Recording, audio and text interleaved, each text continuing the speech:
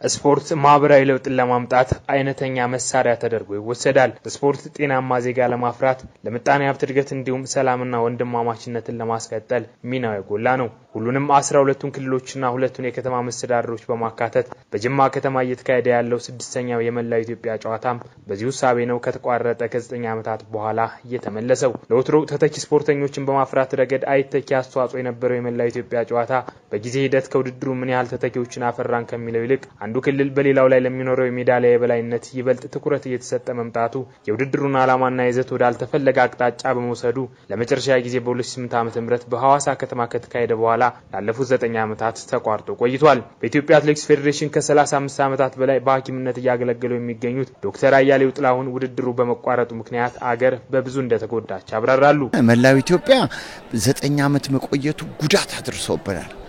ሌሎቹን ስፖርቶች በጣም ጎርቷቸዋል። እንዲያውም የሞቱ ስፖርቶች አሉ።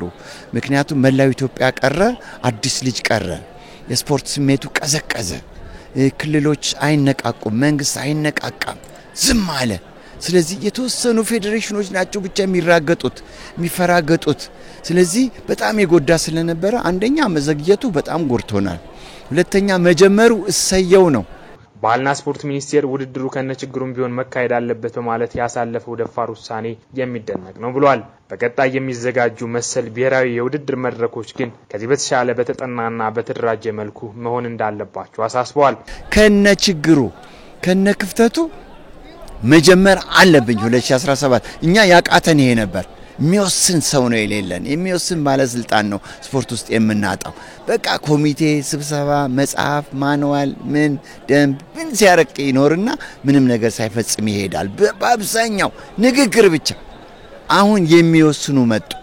በጣም ገርሞኛል። የታዳጊ ወጣቶቹ ሶዶ ላይ ተደረገ። ሰርፕራይዝ ነው የሚያደርገው እኮ።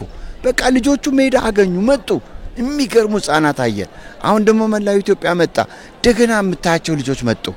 ስለዚህ መድረክ ተገኘ።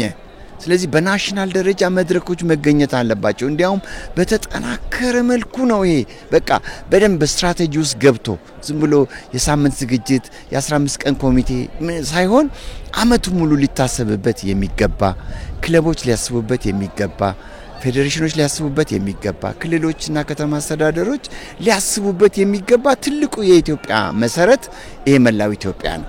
የመላው ኢትዮጵያ የስፖርት ጨዋታዎች ለፖለቲካ ፍጆታ ከሆነ ስተት ነው። እኔ አሁን የማየው አዳዲስ ልጆች አየሁ እኮ አትሌቲክስ አዲስ ልጆች አየሁ፣ በእግር የሚሮጡ ልጆች አሁን መጡ። ስለዚህ ኒው ብለድ እናያለን።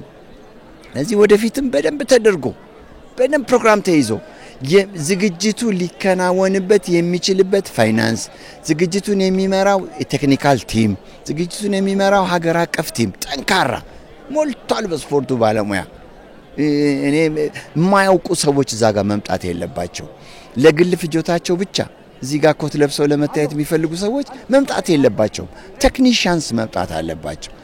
ቀድሞ መታሰብ አለበት። ይሄ የ6 ወር የአመት ስራ ነው መሆን ያለበት። በኢትዮጵያ አትሌቲክስ ፌዴሬሽን የስልጠና ጥናትና ምርምር ዳይሬክተር ሳሙኤል ብርሃኑ በበኩላቸው ለመላው ኢትዮጵያ ጨዋታ ትልቅ ዝግጅት ማድረጋቸውን በማስታወስ ከውድድሩ 2 ቁልፍ ትሩፋቶችን እንደሚጠብቁ ተናግረዋል።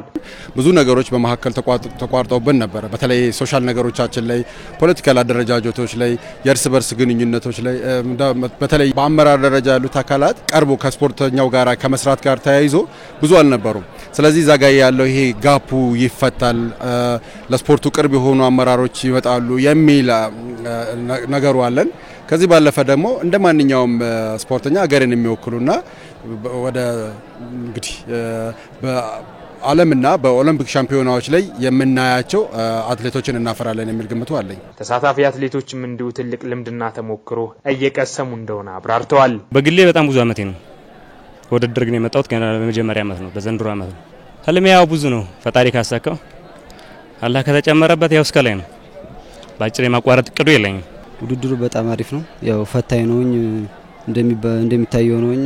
ሁሉ ውጤቱ ብዙም ባይሆን ወደፊት ለማሻሻል አሪፍ ብዙ የተማርንበት ነገር አለ።